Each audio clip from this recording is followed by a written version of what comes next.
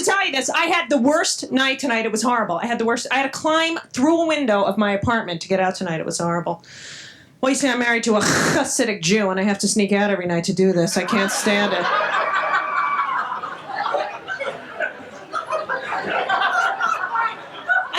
This guy when he asked me because he has the greatest curling iron in the entire world. Thank you very much.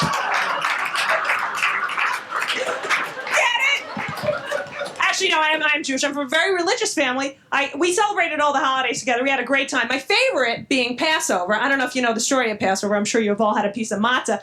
The reason we eat it is because 1,000,000 years ago, the Jews were leaving Egypt because they were having a war there. Isn't that unusual? So they're going to travel in the desert for like 40 years. All these Jewish women are cooking because food is the most important thing in a Jewish person's life. So they're cooking. Didn't have time for the bread to rise. So for 8 days, they ate unleavened cakes and pastries, which is matzah. So we do that for 8 days because anytime we've suffered, we have to repeat it on the anniversary. That's the basis of the whole religion, is suffering.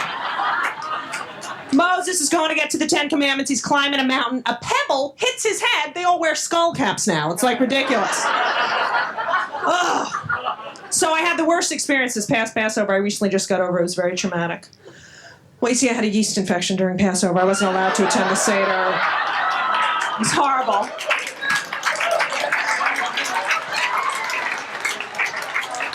These people have no idea what I'm talking about.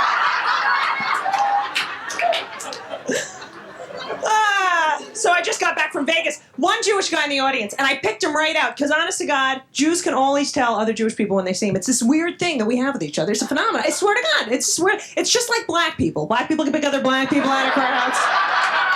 Jewish people can do the same thing. It's an ethnic type thing. So I'm 6'3", and it was tough for me as a kid. I reached this height. I was about 13 years old, which was horrible. No, I'd walk down the halls in grammar school. Everyone called me Sasquatch and everything, right? I didn't know what to do. Then I'd go home to my mother. I'd be like, Mom, all the kids are teasing me in school. I don't know what to do. She'd say to me, Judith, don't worry about it. They're jealous of you.